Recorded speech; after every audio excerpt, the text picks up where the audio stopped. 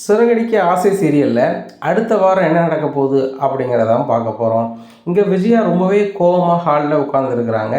இந்த முத்து இந்த மீனாவுக்கு நடமாடும் பூக்கடையை வச்சு கொடுத்துட்டான். இன்னுமும் அவள் வந்து இந்த வீட்டு வேலையே செய்ய மாட்டான், என்னை மதிக்கவே மாட்டான். அவள் ஏற்கனவே சம்பாதிக்கக்கூடாதுன்னு சொல்லி தான் அந்த பூக்கடையை இந்த ரோஹிணியை வச்சு எடுக்க வச்சேன். இப்போ என்னடான்னா இவன் வேற பைக் வாங்கி கொடுத்துட்டு நீ அங்கே வியாபாரம் பண்ணு இங்கே வியாபாரம் பண்ணுன்றானே. இப்படி வியாபாரம் பண்ணா அப்படின்னா சுத்தமாக நம்மளுக்கு மரியாதையே இருக்காது அப்படின்னு சொல்லிட்டு ரொம்பவே யோசனையாக இருக்காங்க. இந்த நேரத்தில் இதை புரிஞ்சுக்கிட்ட ரோஹிணி கண்டிப்பாக ஆன்ட்டியை நம்ம ஏற்றி விட்டோம் அப்படின்னா மீனாவுக்கு பயங்கர டோஸ் விழும். அது போக நம்மளும் சந்தோஷமாக இருக்கணும். நம்மளையும் நம்ம வீட்டுக்காரையும் எவ்வளவு அசிங்கப்படுத்தியிருப்பான் அந்த முத்து. அவன் பொண்டாட்டியும் அவனும் நிம்மதியாக இருக்க அவன் விடலாமா அப்படின்னு நினச்சிட்டு நேராக ஆன்ட்டி அப்படிங்கிறாங்க. அப்படின்னு என்னம்மா அப்படிங்கிறாங்க. இல்லை ஆன்ட்டி அவங்க பைக் வாங்கி கொடுத்தது ரொம்ப ஓவர் ஆன்ட்டி. பைக்லலாம் வந்துட்டு மொபைல் மாதிரி வச்சுக்கிட்டு இவங்க வந்து பேசிக்கிட்டு பூ வியாபாரம் பண்ணலாம் நல்லா ஆன்ட்டி இருக்குது அப்படிங்கிறாங்க. என்னம்மா செய்ய சொல்லுத நம்ம எவ்வளவோ நினச்சோம் அந்த பூக்கடையை எடுத்த உடனே அவன் நல்லா நம்ம நல்ல வேலையை வீட்டு வேலையை மட்டும் பார்த்துட்டு இருந்துருவா வச்சுருவான்னு பார்த்தா அவன் என்னென்னா பொசுக்குன்னு ஒரு பைக் வாங்கி கொடுத்து நீ வந்து நடமாடு பூக்கடை வைக்கிட்டான். இப்போ அதுதான் ரொம்ப கடுப்பாக இருக்குது அப்படிங்கிறாங்க. ஆமாம் ஆண்டி இதெல்லாம் சரி வராது, நீங்கள் சொல்லுங்கள். ஏற்கனவே நம்ம வீட்டு மானம் நம்ம வீட்டு வாசலாக தான் போயிட்டு இருந்துச்சு. அது போக உங்கள் பேரை வச்சுக்கிட்டு இந்த ஊர் பூரா விஜயா மலரகம்னு சொல்லி பைக்கில் லாந்திக்கிட்டு இருந்தால் சிரிப்பாங்க ஆண்டி அப்படிங்கிறாங்க. சிரிப்பாங்களாம்மா அப்படிங்கிறாங்க. பிறகு சிரிக்காம ஆண்டி இருப்பாங்க. மாமா ரயில்வேயில் வேலை பார்த்துருக்காங்க, நான் பார்லர் வச்சுருக்கேன், சுருதி வந்து ஸ்டூடியோவில் போய் கௌரவமாக வேலை பார்த்துட்டு வரா. இப்படி இருக்கும்போது இவங்க மட்டும் பூ வியாபாரத்தை ஒரு ஊராக பண்ணிக்கிட்டு இருந்தால் நல்லாவா இருக்கும் அப்படிங்கிறாங்க. நீ சொல்லுதும் அப்படி தான் இருக்குது, ரொம்பவே கடுப்பாக இருக்காங்க பாரு. அந்த மீனாவுக்கு டபார்னு ஒரு தொழிலும் இல்லைன்னு உடனே பைக் வாங்கி கொடுத்தான். அவன் என்னன்னா ஒரு பூவை கட்டி ஒரு நாள் பெரிய ஆர்டரில் அவனுக்கு ஒரு கார் வாங்கி கொடுத்துட்டா. மாற்றி எனக்கெல்லாமா பண்ணிகிட்டு இருக்காங்க. நானும் இந்த வீட்டை விட்டு அவங்கள அனுப்பிட்டா நம்ம நிம்மதியாக இருக்கலாம்னு பார்த்தா அதுவும் நடக்க மாட்டேங்குது. அவரும் இவங்களோட போகிறேன்னு சொல்லி உங்கள் மாமா பேசிகிட்டு இருக்காரு அப்படின்னுட்டு இருக்காங்க. டபார்னு ரோஹிணி பக்கம் வராங்க. நீ ஏதாவது ஏற்பாடு பண்ணி என் பையனுக்கு பிஸ்னஸ் பண்ணதுக்கோ இல்லை வேலைக்கு ஏதாவது ரெடி பண்ணி கொடுக்கியா? ஒன்றும் இல்லை. உங்கள் அப்பா இருக்கும் போதும் நீ ஒன்றும் செய்யலை, உங்கள் அப்பா ஜெயிலில் இருக்கும் போதும் நீ வந்து ஒன்றுமே செய்ய போகிறதில்ல. அது மட்டும் தெரிஞ்ச விஷயமாக தான் இருக்குது அப்படிங்கிறாங்க. ஆகா ரோஹிணி நம்ம சுற்றி நம்மகிட்ட வந்துட்டாங்க, நம்ம தேவையில்லாமல் பேசிட்டோமோ அப்படின்னு சொல்லிட்டு ஆன்ட்டி உங்கள் நிலமை தான் உங்களுக்கு தெரியுமா ஆன்ட்டி அப்படிங்கிறாங்க. ஆமாம் இதையே சொல்லிக்கிட்டு உங்கள் மாமா என்னன்னா அவரு நான் தலைமையாக சுற்றுறாங்கிறாரு. நீ என்னென்னா யார்கிட்டையும் ஏற்பாடு பண்ண முடியாதுன்னு நினைக்கிறேன். உனக்கு பார்லர் வைக்க நான் என்னெல்லாம் ரெடி பண்ணி தந்தேன். என் பையனுக்கு ஒரு கைத்தாங்களுக்கு நீ ஒன்றுமே செய்ய மாட்டேங்கிற ரோஹிணி, பணக்காரியாக இருந்து என்ன செய்ய அப்படிங்கிறாங்க. உடனே அப்படி கடுப்பான ரோஹிணி பையன் எழுந்திரிச்சு ரொம்ப பார்த்து போகிறாங்க. உடனே விஜயாவுக்கு சரியான காண்டாகுது. பணம் நகை என் பையனுக்கு ஏதாவது செய்யினாலே இந்த ரோஹிணி வந்து இப்படி கழிதால இவ பணக்காரியாக இருந்து என்ன செய்ய அப்படின்னு சொல்லிட்டு ரொம்பவே சோகமாக இருக்காங்க. ரூமுக்கு போகிறாங்க. மனோஜ் வந்து ரூமில் இருந்து எழுந்திரிச்சு வெளில பார்த்து போகிறாங்க. ரோஹிணிட்டு பேசவே இல்லை. உடனே மனோஜ் அப்படிங்கிறாங்க. திரும்பி வராங்க. நான் ரூமுக்குள்ளே வரேன், என்னென்னு கூட கேட்காம பாட்டில் போயிட்டுருக்கேன் அப்படிங்கிறாங்க. இல்லை பார்த்துட்டு இருக்கல, எனக்கு இளைய இளையதாக பிறந்த என் தம்பி பொண்டாட்டிகளும் அவங்கவுங்க வேலை பார்க்குறாங்க, தொழில் பண்ணுறாங்க. என்கிட்ட தொழிலும் இல்லை, வருமானம் இல்லை, யாரும் மதிக்க போகிறதும் இல்லை. அதனால தான் எனக்கு ரொம்ப அசிங்கமாக இருக்குது. நீ நினச்சா பண்ணித்தரலாம், நீ பண்ணியே தரமாட்டுக்க அப்படிங்கிறாங்க. என்ன மனோஜ் பேசிகிட்டு இருக்கீங்க, என்கிட்ட என்ன இருக்குது அப்படிங்கிறாங்க. அவங்க அங்கிள்கிட்டையோ இல்லை யார்கிட்டையோ நீங்கள் வேண்டியவங்ககிட்ட வாங்கி தரலாம், நீங்கள் பெரிய பணக்காரங்க, உங்களுக்கு எப்படி கண்டிப்பாக பெரிய பணக்காரங்க பழக்கம் இருக்கும். இல்லை மனோஜ் நான் வந்து ரொம்ப நாளாக முன்னுக்கூட்டியே நான் சண்டை போட்டு வீட்டை விட்டு வந்துட்டேன், அதனால் இப்போ யாருமே என் தொடர்பில் இல்லை. உங்கள் அப்பா இருக்கும்போது கூட நீ வாங்கி தரல ரோஹிணி அப்படிங்கிறாங்க. எங்கள் அப்பா என்கிட்ட பேசாமல் இருந்தாங்க, இப்போ தானே பேசுகிறாங்க. எங்கள் அப்பா வெளில வந்த பிறகு தானே பண்ணுவாங்க அப்படிங்கிறாங்க. சரி உங்கள் அப்பா எப்போ வெளில வருவாங்க அப்படிங்கிறாங்க. ரோஹிணி சொல்கிறாங்க, எனக்கு எப்படி தெரியும் மனோஜ் அப்படிங்கிறாங்க. உடனே சரி ரைட்டு அது இருக்கட்டும் மனோஜ், நம்ம வந்து இப்போ கையில் காசு உடனே வைக்கிறது இருக்கிறத என்ன வழியாதுன்னு பார்ப்போம். நீ அந்த பணத்தை எப்படி தொலைச்ச அப்படிங்கிறாங்க. நீ என்ன அதை கேட்குற அப்படிங்கிறாங்க. இல்லை மனோஜ், எங்கள் அப்பா வந்து ஒரு வெளியே வர முடியாத சூழ்நிலையில் இருக்காங்க. எங்கள் மாமாவையும் என்னாலே தொடர்பு கொள்ள முடியாது இந்த சூழ்நிலையில் இருக்குது. இப்போ நம்மளுக்கு ஒரே வழி அந்த ஜீவாட்ட இருக்க பணத்தை வாங்குறது தான். அந்த ஜீவா வந்து இப்போ எங்கே இருக்காங்க அப்படிங்கிறாங்க. அது தெரிஞ்சால் தான் மனோஜ், அது தெரிஞ்சால் தான் நான் ரோஹிணி நான் பணத்தை வாங்கிடுவேன். அவள் எங்கே இருக்கானே தெரில, அவள் கனடா ஓடிட்டான்னு சொல்கிறாங்க, உண்மையாக பொய்யான்னு தெரியல அப்படின்ட்டு இருக்காங்க. இந்த சூழ்நிலையில் அவளை எப்படியாவது நம்ம பிடிச்சா வாங்கிடலாம்டா அப்படிங்கிறாங்க. ஒருவேளை அவள் கனடா போயிருந்தால் எப்படி வாங்க முடியும் அப்படிங்கிறாங்க. நான் தன்னம்பிக்கையாக பேச மனோஜ், எப்படியாவது நம்ம வாங்கிடுவோம் அப்படின்னு சொல்லிட்டு அவங்க ஃபோட்டோ வச்சுட்டு அங்கே அலைகிறாங்க. ஒன்றும் பணம் பெரட்ட முடியல. இந்த சூழ்நிலையில் வீட்டுக்கு வராங்க.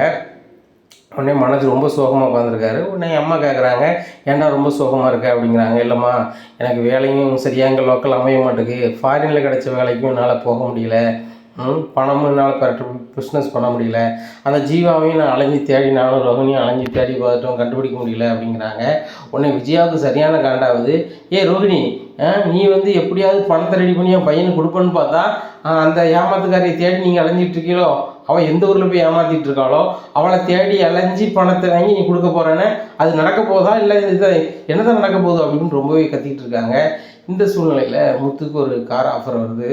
ஏர்போர்ட்லேருந்து ஏற்றி கொண்டு ஒரு இடத்துல கொண்டு இறக்குறாங்க. அவன் போகும்போது கேட்குறாங்க, நீங்கள் எங்கேருந்து மேடம் வரீங்க அப்படின்னு சொல்லிட்டு. நான் வந்து கனடாலேருந்து வரேன் அப்படிங்கிற. அப்படியா மேடம் அப்படின்னு சொல்கிறாங்க. அவங்கள இறக்கி விட்டுட்டு நேராக வீட்டுக்கு வராங்க.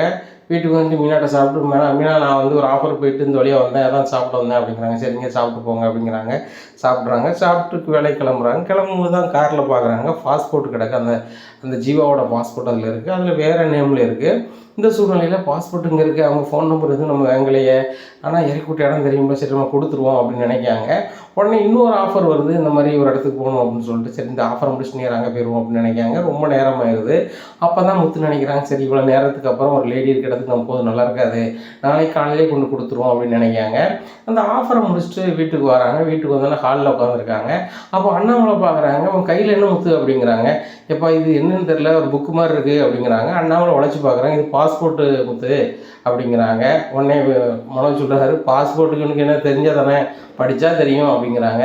படிப்பாளி, எனக்கு இது தெரியாதப்பா, அவங்க புக்கு ஒன்று வண்டியில் விட்டு போயிட்டாங்க, அதை கொடுக்கணும் தான் நினச்சேன், இது பாஸ்போர்ட்னு அப்பா சொல்லி தான் எனக்கு தெரியும் அப்படிங்கிறாங்க.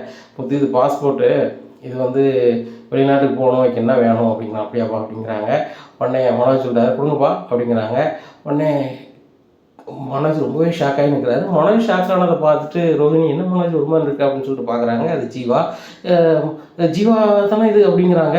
ஜீவாவா அப்படின்னு அண்ணாமலை கேட்குறாங்க. ஆமாப்பா, என்ன ஏமாற்றி போனது இவ தான்ப்பா அப்படிங்கிறாங்க. உடனே முத்து, நீ எங்கே பார்த்த அப்படிங்கிறாரு மனோஜ். முதல்ல பொறு, யார் என்ன வரும் அதை சொல்லு அப்படிங்கிறாங்க. அப்பா, இனி 27 லட்சம் ஏமாற்றி போனது இவ தான்ப்பா அப்படிங்கிற. ஓ, முன்னாள் காதலியா அப்படிங்கிறாங்க. ரோஹிணிக்கு சரியான காண்டாவது. இப்போ அவள் எங்கே இறக்கி விட்டாருன்னு மட்டும் மனோஜ் கேளு அப்படிங்கிறாங்க. அவங்கள ரோட்டில் இறக்கி விட்டுறா, ரோட்டில் போய் நீங்கள் தேடுவீங்களா அப்படிங்கிறாங்க.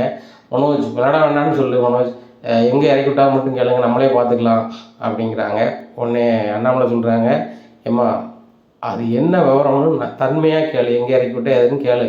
ஒரு மாதிரி தடதடான்னு பேசினா அவன் என்ன பதில் சொல்லுவான். முத்து, அவங்கள எங்கே இறக்கி விட்டேன் அப்படிங்கிறாங்க. எப்பா, நான் ஏர்போர்ட்லேருந்து பிக்கப் பண்ணி நேராக அங்கே கொண்டு ஒரு இடத்துல விட்டேன்ப்பா, அந்த இடம் எனக்கு தெரியும்பா அப்படிங்கிறாங்க. சரி முத்து, காலையிலே அண்ணன் கூட என்னென்னு போ அப்படிங்கிறாங்க. உடனே ரோஹிணி ரூமில் போய் ரொம்பவே யோசிக்காங்க. மனோஜ், முத்துக்கு மட்டும் தெரிய வேண்டாம், நம்மளே பார்த்து வாங்கிக்குவோம். அவங்க பணத்தை வாங்கிட்டாரு முத்து அப்படின்னா கண்டிப்பாக நம்மகிட்ட தர மாட்டார், அவங்க அப்பாட்ட கொண்டு கொடுப்பாரு, இல்லைன்னா அது எதுவும் பிரச்சனை பண்ணுவார், இல்லைன்னா நம்மளுக்கு கிடைக்கக்கூடாதுன்னு பண்ணுவார் அப்படிங்கிறாங்க. அதுவும் சரிதான், முத்தை நம்ப முடியாது, நம்ம வந்து முன்னேறது அவனுக்கு பிடிக்காது அப்படின்னு நினைக்காங்க. உடனே முத்து அப்படிங்கிறாங்க, என்ன இன்னி தேடிலாம் வந்திருக்க அப்படிங்கிறாங்க. இல்லை, அவனை கொஞ்சம் பேசணும் அப்படின்னு, மொட்டை மாடிப்பா அப்படிங்கிறாங்க. உடனே மொட்டை மாடிக்கு போகிறாரு. சொல்லு அப்படிங்கிறாங்க. அந்த ஜீவாவை எங்கே இறக்கி விட்டு எனக்கு அட்ரஸ் சொல்லு அப்படிங்கிறாங்க. அதான் காலைல வரேன் அப்பா தான் வர சொல்லியிருக்காங்களா அப்படிங்கிறாங்க. நீங்களாம் வர வேண்டாம், நான் பார்த்துக்கிறேன், அட்ரஸ் மட்டும் சொல்லு அப்படிங்கிறாங்க. எப்படின்னாலும் அந்த பாஸ்போர்ட்டை என் வண்டியில் இருந்துக்கிட்டா நான் எடுத்துக்கொண்டு கொடுக்கணும்லடா, ஒருத்தவங்க பாஸ்போர்ட் நான் வைக்கக்கூடாதுலடா அப்படிங்கிறாங்க. அவன் ஏமாற்றி போயிருக்கா, நீ வந்து அவங்க எங்கே பேசிகிட்டு இருக்க, இப்போ எனக்கு வந்துட்டு அவன் அட்ரஸ் மட்டும் சொல்லு அப்படிங்கிறாங்க. இந்த அட்ரஸில் இந்த இடத்துல இறக்கி விட்டேன் அப்படிங்கிறாங்க. சரி சரி போதும் அப்படின்னு சொல்லிட்டு கீழே போகிறாரு. நான் என்னத்தை சொல்ல, பணம் ஏமாந்துருக்கான், அந்த பொண்ணுகிட்டே வாங்க போகிறாங்க, என்னமோ தெரியல அப்படின்னு முத்து கீழே வந்துடுறாரு. வந்துட்டு மீனா கேட்குறாங்க, அது என்ன கதைங்க அப்படிங்க. எனக்கு தெரியல மீனா, இவன் ஒரு பொண்ணை வந்து காதலிச்சு அந்த பொண்ணு ஏமாற்றிட்டு போனான்னு சொன்னாங்களா, அந்த பொண்ணு இன்றைக்கி நான் கனடாவிலேருந்து வரேன்னு சொல்லிச்சு, நான் ஏர்போர்ட்லேருந்து ஏற்றி கொண்டு ஒரு இடத்துல விட்டேன், அவங்க போகும்போது இந்த பாஸ்போர்ட்டை மிஸ் பண்ணிட்டாங்க. இதை வந்து அப்பா சொல்லி தான் எனக்கு தெரியும் இது பாஸ்போர்ட்டுன்னு, எனக்கு என்ன தெரியும் சரியா, எனக்கு இந்த ட்ரைவிங் சொல்லி தவிர வேறு ஒன்றும் தெரியாது. இந்த சூழ்நிலை இப்போ வந்து அட்ரஸை மட்டும் சொல்லி நான் பார்த்துக்கிறேன்னு சொல்லிட்டு இவன் அட்ரஸை கேட்குறான் அப்படிங்கிறாங்க. உடனே மீனா சொல்கிறாங்க, ஏங்க நீங்களும் அவங்களுக்கு மாமா சொன்ன மாதிரி சப்போர்ட் பண்ணுங்கள், அவர் மட்டும் வாங்கிட்டு வரான்னு நம்மளுக்கு தெரியலை அப்படிங்கிறாங்க. அது சொல்கிறதும் சரிதான் மீனா, அவங்க நம்ம வரக்கூடாதுன்னு நினைக்காங்க, அந்த ரோஹிணியும் மனோஜும் நான் அங்கே வரக்கூடாதுன்னு நினைக்காங்க. சரி, அவங்க வாங்கினா வாங்கிட்டு போகிறாங்க. ஆனால் அப்பா போனால் அதை விடவும் எனக்கு மனசு இல்லை. சரி, நான் பாஸ்போர்ட் கொடுக்குற மாதிரி போகிறேன் அப்படிங்கிறாங்க. அதே மாதிரி காலையில் எழுந்திரிச்சு புறப்படுறாங்க. இதை பார்த்த விஜயா பார்க்குறாங்க. சரி ரைட்டு, இந்த பணத்தையாவது ரோஹிணி வாங்கி கொடுக்குன்னு நினைக்கால, ஆனால் ஒரு நாளும் அவங்க அப்பா வீட்டு பணமையோ அவள் பணத்தையோ கொடுத்து என் பிள்ளைய முன்னேற மட்டும் வைக்க மாட்டான், அது மட்டும் தெரியுது அப்படின்னு நினச்சி மனசுக்கு நினைக்காங்க. என்ன ஆண்டி ஒரு மாதிரி பார்க்கிங்க அப்படிங்கிறாங்க. இல்லை ரோஹிணி, அந்த தொலைஞ்சி போன பணம் கிடைக்குமா கிடைக்காதான்னு தெரியலை, அதை வாங்கி கொடுத்து மனசுக்கு தொழில் பண்ணணும்னு சொல்லி அலைகிற நீ உங்கள் அப்பாட்டையோ உங்கள் அப்பாவுக்கு தெரிஞ்சவங்ககிட்டயோ இல்லை நீனோ விரட்டி அவனுக்கு தொழில் பண்ணணும்னு நினைக்க மாட்டேங்கல்ல, அதை நினச்சி தான் கஷ்டமாக இருக்குது. நான் கொண்டு வந்த பொண்ணு ஒன்றும் செய்ய மாட்டேக்கா அப்படின்னு நினைக்கும் போது மனசு கஷ்டமாக இருக்குது அப்படிங்கிறாங்க. இதை கேட்ட ரோஹிணி ரொம்பவே காண்டாவது. எப்படியாவது அந்த ஜீவா பணத்தை வாங்கி கொடுத்து மனோஜை தொழில் பண்ண வைக்கணும், இல்லைன்னா ஃபாரின் போக வைக்கணும். அப்போனா தான் இந்த ஆண்டி இதை பற்றி என் கதையை பற்றியே பேச மாட்டாங்க அப்படின்னு நினைக்காங்க. காலையிலே அந்த வீட்டில் போய் நிற்காங்க. காலிங் பெல் அமுக்கும் போது கதவை திறக்கிறாங்க. ஜீவா வந்து மனோஜை பார்த்தோன்னு ரொம்பவே ஷாக்காக, நீ தான் அப்படிங்கிறாங்க. ஏய் ஃப்ராடு, என் பணத்தங்க அப்படிங்கிறாங்க. ஓம் பணமா, நீ எப்போ தந்த அப்படிங்கிறாங்க. உடனே ரோஹிணி சொல்கிறாங்க, ஒழுங்காக பணத்தை தந்துடுங்க, இல்லைன்னா சிக்கலாயிரும், இல்லை நாங்கள் போக வேண்டிய இடத்துக்கு போக வேண்டியிருக்கோம் அப்படிங்கிறேன். எங்கே போவீங்க அப்படிங்கிறாங்க. உங்கள் மேலே கம்ப்ளைண்ட் பண்ணுவேன். எப்படின்னு பண்ணுவீங்க? 27 லட்ச ரூபாய்க்கு ஏமாற்றிருக்கீங்க, நாங்கள் கம்ப்ளைண்ட் பண்ணுவோம் அப்படிங்கிறாங்க. என் வாழ்க்கையும் தான் அவங்க கூட இருக்கவர் ஏமாற்றிருக்காரு, என்னையும் ஏமாற்றிட்டு தான் உன்னையை கல்யாணம் முடிச்சிருக்கோன்னு சொல்லி நானும் கம்ப்ளைண்ட் பண்ணுவேன், பரவாயில்லையா அப்படிங்கிறாங்க. உடனே பரவாயில்ல, நானும் பார்த்துக்கிறேன், எனக்கு என் பணம் வேணும் அப்படிங்கிறாரு மனோஜ். பணம் என்கிட்ட இல்லை அப்படிங்கிறாங்க.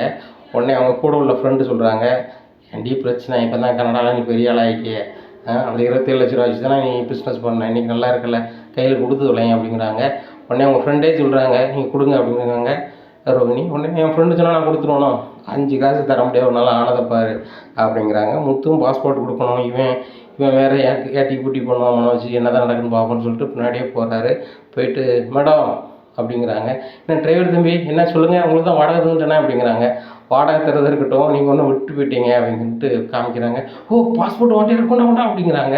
அது இருக்கட்டும் மேடம், எங்கள் வீட்டிலேருந்து அழைச்சிட்டு போனீங்க 27 லட்ச ரூபா, அந்த பணத்தைங்க அப்படிங்கிறீங்க. உங்கள் வீட்டிலேருந்து அழைச்சிட்டு போனேன், என்ன ஆளுக்கு ஆளுக்காக வந்து ஒவ்வொரு ஆளாக வந்து நீங்கள் வந்து இது பண்ணிகிட்ருக்கீங்களா, என்ன நினச்சிட்டு இருக்கீங்க நீங்கள், என்கிட்ட எப்படியாவது நெருக்கடி பண்ணி போனாங்கன்னு நினைக்கிங்க, நீங்கள் யார் அப்படிங்கிறாங்க.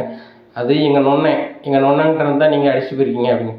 ஓ, குடும்பமாக தான் வந்திருக்கீங்களா, டிரைவர் உங்கள் குடும்பம் தானே, தர முடியாது, உங்களால் ஆனதை பாருங்கள் அப்படிங்கிறாங்க. மேடம், உங்கள் பேர் ஜீவான்னு அவன் சொல்கிறான், சரிங்களா, அவங்க முன்னாள் காதலன் அவன் சொல்கிறான்.